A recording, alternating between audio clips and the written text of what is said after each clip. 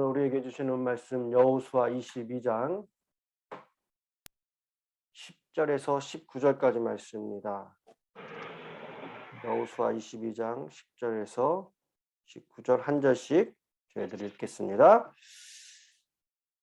르우벤 자손과 갓 자손과 므낫세 반 지파가 가나안 땅 요단 언덕가에 이르자 거기서 요단가에 제단을 쌓았는데 거기에 큰 제단이었더라. 이스라엘 자손이 들은즉 이르기를 르우벤 자손과 갓 자손과 므낫세 므낫세 반 반 지파가 지파가 가나안 땅의 맨 맨 앞쪽 앞쪽 요단 요단 언덕가 이스라엘 이스라엘 자손에게 자손에게 속한 속한 쪽에 쪽에 제단을 제단을 쌓았다 하는지라. 쌓은지라. 이스라엘 자손이 이를 듣자 곧 이스라엘 자손의 온 회중이 실로에 모여서 그들과 싸우러 가려 하니라. 이스라엘 자손이 제사장 엘르아살의 아들 엘르아살을 비느하스를 비느하스를 길르앗 길르앗 땅으로 땅으로 보내어 보내어 르우벤 르우벤 자손과 갓 갓 자손과 자손과 므낫세 반 므낫세 지파를 반 보게 지파를 하되 보게 되되 이스라엘 각 지파에서 한 지도자씩 10 지도자들을 그와 함께 하게 하니 그들은 각기 그들의 조상들의 가문의 수령으로서 이스라엘 중에서 천부장이다. 그들이 길르앗 땅에 이르러 이르러 르우벤 르우벤 자손과 갓 갓 자손과 자손과 므낫세 므낫세 반 지파에게 지파에게 나가서 나가서 그들에게 말하여 이르되 이르되 여호와의 온 회중이 말하기를 너희가 어찌하여 이스라엘 하나님께 범죄하여 오늘 여호와를 따르는 데서 돌아서서 너희를 위하여 제단을 쌓아 너희가 오늘 여호와께 거역하고자 하느냐. 불의 죄악으로 말미암아 여호와의 회중에 재앙이 재앙이 내렸으나 오늘까지 우리가 오늘까지 그 우리가 죄에서 그 정결함을 받지 못하였거늘 늘 그 죄악이 우리에게 부족하여서 오늘 너희가 돌이켜 여호와를 따르지 아니하려고 하느냐. 너희가 오늘 여호와를 배역하면 내일은 그가 이스라엘 온 회중에 진노하시리라. 그런데 너희의 소유지가 많이 깨끗하지 아니하거든 여호와의 여호와의 성막이 있는 여호와의 소유지로 건너와 우리 중에서 소유지를 나누어 가질 것이니라. 오직 우리 하나님 여호와의 여호와의 제단 외에 다른 제단을 제단을 쌓음으로 쌓음으로 여호와를 여호와를 거역하지 거역하지 말며 말며 우리에게도 우리에게도 거역하지 거역하지 말라. 말라. 아멘. 아멘. 우리에게 주시는 말씀입니다. 네. 여호수아서로 나누는 신앙의 레노베이션 26번째 시간입니다. 자, 오늘 말씀 저희들이 이제 중반 부분을 읽었는데요. 오늘 말씀은 여호수아가 가나안 땅의 정복과 기업 분배를 마치고 어땠습니까? 도피성을 정했죠. 그리고 레이지파의 분배까지 모두 마치고 요단 동편으로 돌아가는 두 지파반의 이 돌발 행동이 생기게 됩니다. 그로 인해서 오해와 이 갈등이 있었지만은 지혜롭게 그 오해를 풀고 다시 화목하게 된 내용이 바로 오늘 22장의 말씀입니다. 사람들이 살아가면서 오해가 있습니다. 오해를 하지 않으면 참 좋지만은 그렇지 못한 것이 우리 인간의 삶이라는 거죠. 우리가 살아가면서 겪는 하나하나가 내가 아닌 여러분 다른 사람의 마음과 생각을 거치게 되면 어떻게 돼요? 달라지게 되죠. 그래서 똑같은 것을 보고 들었지만은 사람들에 따라서 그 사실이 다른 이야기가 되고 다른 결과가 되고 다른 평가가 내려집니다. 이러한 각자 개인의 생각과 이성, 감성, 감정으로 그래서 무엇이 발생하느냐? 오해가 발생하고 그 오해로 인해서 갈등이 유발됩니다. 그로 인해서 또한 사건, 사고도 발생되고요. 여러 아픔들이 발생하는 것을 우리가 어렵지 않게 보게 됩니다. 오늘 말씀을 보면 그런 오해로 인한 갈등이 있어요. 가나안 땅 정복이 끝난 후에 요단강 동편에 땅을 분배받은 르우벤, 갓 지파, 그 다음에 므낫세 반 지파가 그동안에 그 수고, 공로를 인정받고 이제 다시 고향으로 돌아가던 길입니다. 돌아가던 길에 요단강변에 한 단을 쌓게 됩니다. 그런데 이 소문이 요단 서편에 있는 백성들에게 그대로 전해지면서 그 내용에 대한 분노를 사게 되는 거죠. 이유는 무엇이었냐? 실로에 세워진 하나님의 제단을 무시하고 자신들만의 또 다른 제단을 쌓는 거예요. 예배 장소, 그렇게 제단을 만들었고 오해를 불러왔습니다. 그런데 요단 동편의 두 지파 반이 단을 세운 이유는 무엇이었냐? 우상숭배도 아니고 하나님의 명령을 어기기 위해서도 아니고 그저 자기들 마음대로 예배를 드리려고 했던 이유가 아니었습니다. 또한 이스라엘 공동체를 무시하는 것도 아니었어요. 단지 하나님의 공로를, 그 은혜를 더 확실하게 기억하고 싶었고 기념하고 싶었습니다.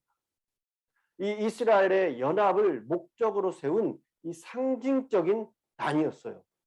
나쁜 의도가 아니었고 좋은 선한 의도였습니다. 하지만 이것을 모르는 서쪽에 있는 이스라엘 백성들은 생각을 하지 못합니다. 그때는 이 성막이라는 제단 하나밖에 없었는데 이 외에 제단을 세울 수가 없었죠. 아무 곳에서는 제사를 드려서도 안 되었습니다. 하나님께서 정한 곳에서만 세우고 드릴 수 있었던 거예요. 그래서 다른 곳에 단을 세운다는 것은 이스라엘을 분열시키는 행위고 무엇보다 하나님께 대한 반역이었습니다. 그러니까 서쪽 사람들은 어떻게 이야기했습니까? 그것을 듣고 그들과 가서 싸우자는 거예요. 분노할 수밖에 없는 상황이었습니다. 이처럼 이 서로의 생각이 다르고 가치관의 차이가 있을 때 거기서 찾아오는 갈등이 반드시 있게 되어 있습니다. 가나안 땅 분배를 마친 후에 여호수아는 두 지파 반에 속한 이 용사들을 불러서 그동안의 수고와 헌신을 격려해주고 많은 이 전리품들을 나누어 주면서 이제 가족들이 기다리는 요단 동편으로 돌아가라, 그렇게 했던 거예요. 이제 정말로 오랫동안 떨어져 보지 못한 이 사랑하는 가족들이 기다리고 있는 집으로 돌아가게 된 것입니다. 이제 모든 전쟁이 끝났어요. 집으로 돌아가게 되었습니다. 그들의 마음이 얼마나 설레고 기뻤겠어요. 이제 고향 땅에 거의 가까이 왔을 때 그들 눈앞에 요단강이 흐르고 있습니다. 이 강을 보니까 가슴이 벅차오릅니다. 7년 전 저 요단강을 건널 때 어땠어요? 과연 내가 살아서 돌아올지, 죽어서 돌아올지 알지 못했습니다. 그런데 지금 살아서 다시 그 요단강을 건너 가족에 있는 집으로 돌아가게 된 겁니다. 그러니 그 심정이 얼마나 감격스러웠겠어요. 그래서 그때 누군가 우리가 그냥 돌아갈 것이 아니다, 이곳에다 무언가 기념할 수 있는 단을 하나 쌓자. 왜냐? 24절에서 28절에 보면 그 이유는 다른 제사를 위한 것이 아니라 우상 숭배가 아닌 오직 그들 사이에 증거만 되게 할 뿐이다 라고 말씀하고 있습니다. 혹시 세월이 흘러서 먼 훗날 후손들이 이 요단강을 건널 때에 이스라엘과 상관없는 이방인 취급을 받게 되면은 자기들은 하나님과의 상관이 없는 이 백성이 되는 겁니다. 그래서 혹시 저쪽에서 건너오지 못하게 하면 어떻게 할 것인가? 그러니 자신들이 하나님의 백성이다 라는 증거를 삼기 위해서 그렇게 제단을 쌓았던 거죠. 이 사실이 증거가 될 수 있도록 이곳에 단을 쌓자. 그래서 그들은 힘을 모아 단을 쌓게 된 겁니다. 그런데 이 사건이 이렇게 사건이 될 줄 몰랐던 거죠. 이런 속사정을 모르고 겉모습만 보고 판단하니까 우생 숭배를, 하나님의 말씀을 거역하기 위해서 저렇게 단을 쌓는구나 오해할 수밖에 없었던 것이 당연합니다. 그래서 싸우고 그 단을 허물어버리자 했던 거예요. 이 여호수아가 이때 어떻게 했냐? 제사장의 아들인 이 비느하스를 불러서 특별 조사단을 만들어서 파송을 합니다. 그쪽에. 그리고 그들이 가서 그들이 쌓은 단을 직접 눈으로 보고 그들과 대화를 통해서 자신들이 얼마나 큰 오해를 하게 되었는가 깨닫게 돼요. 그리고 모든 오해와 갈등이 풀리고 화해, 평화, 그리고 그 제단이 여호와께 하나님이 되심이 증거되는 해피엔딩으로 그렇게 결말이 지어졌어요. 오해를 했던 요단강 서편 지파들도 문제가 있었지만은 오해를 하게 한 요단강 동편 지파 사람들도 문제가 있었어요. 미리 이것을 이야기했다면은 아무 문제가 없었을 겁니다. 여러분, 이처럼 소통이 중요합니다. 우리 가정, 교회, 우리의 자리에 어떻습니까? 또한 하나님과의 나의 이 소통은 어떠냐라는 거예요. 잘 되고 있습니까? 소통이 부재한다면 올과 같은 오해가 있을 수 있습니다. 오해로부터 100% 여러분들 자유로울 수 있는 사람은 단 한 사람도 없어요. 뜻하지 않게 이 세상을 살아가면서 오해를 누구나 받게 돼 있어요. 어느 노 부부가 할머니 할아버지가 요즘 이제 스마트폰을 구입을 했어요. 그리고 한국 사람들 카톡을 많이 하죠. 그리고 카톡도 설치를 하고 배웠습니다. 그리고 서로 글을 쓰면서 보내면서 연습을 하고 있었어요. 막 이제 연습을 하는 거예요. 그런데 갑자기 할아버지가 할머니께 버럭 소리를 지릅니다. 아니, 이 할망구가 미쳤나? 나보고 죽으라고 하면 어떡하나? 그렇게 카톡을 보냈다고 소리를 지르는 거예요. 할머니는 황당하고 무슨 일인가? 나는 그런 일이 없는데 할머니가 할아버지에게 보낸 카톡을 찾아봤습니다. 카톡 내용이 이랬던 거예요. 여보, 사망해. 사망해. 오타였죠. 여보, 사랑해. 이렇게 쳤던 거예요.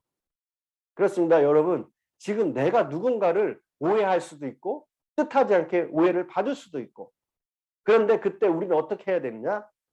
상대방을 주님의 마음과 사랑의 눈으로 바라볼 수 있어야 됩니다. 그래야 혹 오해가 있더라도 그것이 오늘의 결말과 같이 해피엔딩이 될 수 있습니다. 소통은 일방통행이 아니에요. 쌍방간에 이루어지는 것입니다. 내 입장만 전하는 것이 아닙니다. 왜 그랬냐고 상대방의 입장을 충분히 듣고 판단하고, 그런데 보통 상대방의 입장을 듣지 않죠. 내 이야기만 줄줄이 늘어놓습니다. 그러니 소통이 안 되고 전쟁이 되는 거예요. 여러분들, 우리 그리스도인들 소통은 힘들어 보이지만은 주 안에 있으면 쉽습니다. 주 안에 있지 않으면 어려운 거예요. 왜 그러냐? 주님이 내 안에 있으면은 내 생각이 아니라 하나님 편에서 생각하게 되죠. 말씀을 통해서 이야기하게 됩니다. 그런데 주 안에 있지 않으면은 하나님은 없고 내 생각, 내 편견, 내 경험, 내 감정만 가지고 이야기를 하게 돼 있어요. 여러분, 오해의 반대말은 무엇이죠? 이해입니다. 이해. 영어로는 우리가 understand이라고 하죠. understand. 근데 이 understand이 두 단어가 합쳐진 말이에요. under and stand. under 아래하고 이제 stand 서 있다. 이 단어 뜻, 아래로 내려선다 라고 볼 수 있죠. 내가 상대방보다 더 밑으로 내려설 때에 다른 사람을 이해할 수 있다라는 의미를 갖고 있어요. 그러므로 우리에게 언제든지 갈등이 찾아올 수도 있지만은 그런 갈등을 잘 극복해내려면은 이 서로에 대한 생각과 입장을 배려해주는 노력이 그만큼 필요하다는 겁니다. 저와 여러분의 삶 속에도 여러 갈등들의 문제가 있습니다. 부부 간에, 부모와 자식 간에, 형제들 간에, 성도들 간에, 동료들 간에. 만약에 갈등이 있다면은 그런 갈등의 문제를 해결할 수 있는 방법은 여러분들 죽기까지 나를 사랑하시고 나를 구원하신 그리스도의 사랑의 마음으로 상대방의 말을 들어주고 상대방의 입장을 충분히 이해하려는 노력에 달려있음을 꼭 기억하시기 바랍니다. 만약에 요단 서편에 있는 백성들이 이 동편의 사람들의 말을 듣지 않고 단을 쌓은 그 하나만 생각하고 전쟁을 했다면 이스라엘 공동체에 엄청난 희생이 있었을 것입니다. 하지만 그들은 전쟁을 하기 전에 먼저 형제를 잃지 않는 일에 최선을 다했어요. 이것이 바로 사랑을 가지고 갈등을 해결하는 모습이었습니다. 우리가 늘 마음에 하나님의 사랑을 품어야 됩니다. 현재 나에게 오해로 인한 갈등이 있다면 독생자 예수님을 십자가에 내어주시기까지 우리를 사랑하신 하나님의 사랑을 가지고 모든 오해와 갈등이 해결되길 간절히 축원합니다. 오늘 말씀에서 이 양 지파들이 이러한 마음을 가지고 오해의 갈등을 화목해 하였더니 결과는 34절에 보면은요. 33절에 모든 백성이 하나님을 찬송하면서 즐거워하는 아름다운 결말이 되었어요. 서로의 진심을 확인하고 진심으로 서로를 이해하게 되니까 하나님을 찬양하게 되는 해피엔딩. 이것이 화목의 결과였습니다. 사도 바울 로마서 12장 18절에 모든 사람과 더불어 화목하라. 예수님도 팔복의 가르침에서 화평케 하는 사람이 복이 있다라고 말씀하셨어요. 여러분, 현재 오해의 갈등이 있으시다면 오늘 말씀을 잘 기억하셔서 화목하게 하는 사람, 피스메이커로 여러분들 레노베이션 되시기로 합니다. 그 레노베이션을 통해서 우리가 또 다른 아름다운 믿음의 해피엔딩의 결과로 하나님께는 영광, 우리에게는 기쁨과 평안이 넘치시는 저와 여러분이 되고 하나님의 아들이다, 참된 자녀다 라고 일컬음을 받게 되는 복 있는 자의 길을 걸으시는 저와 여러분이 되시기를 간절히 축원합니다. 기도하겠습니다. 사랑의 하나님, 하루의 첫 시간을 말씀의 자리로 불러주시고 찬양하며 기도하며 예배하게 하시니 참 감사드립니다. 오늘 말씀을 통하여 우리의 삶의 자리와 신앙을 돌아봅니다. 주님, 나로 인하여 오해로 인한 갈등이 있고 겪고 있다면은 주님 마음 내게 주시고 품게 하셔서 그 사랑을 알게 하시고 갈등을 겪고 있는 사람들과 화목해 되어지는 귀한 은혜를 경험하게 하여 주시옵소서. 오늘 말씀의 결론처럼 찬양하며 영광 돌리는 믿음의 자리가 오늘도 더욱더 우리의 삶의 자리에서 나타나게 해주시고 일어나게 하셔서 주님의 영광을 나타내며 경험할 수 있는 우리 모두 될 수 있도록 인도하여 주시옵소서. 우리가 드려지는 오늘의 기도의 자리 가운데 참된 기쁨이 있게 해주시고 감사와 평안과 치유와 회복의 역사가 있게 하시고 또한 그리 아니하실지라도 감사의 능력으로 더 큰 감사를 발견하며 체험하여 영광 돌릴 수 있는 귀한 은혜의 자리가 될 수 있도록 주님 축복하여 주시옵소서. 감사드리며 예수님의 이름으로 기도드렸습니다. 아멘. 저희들 말씀을 생각하시면서 교회와 성도님들 또한 각자의 기도 제목 우리 담임 목사님을 위해서 합심하여 힘있게 기도의 자리로 나가겠습니다.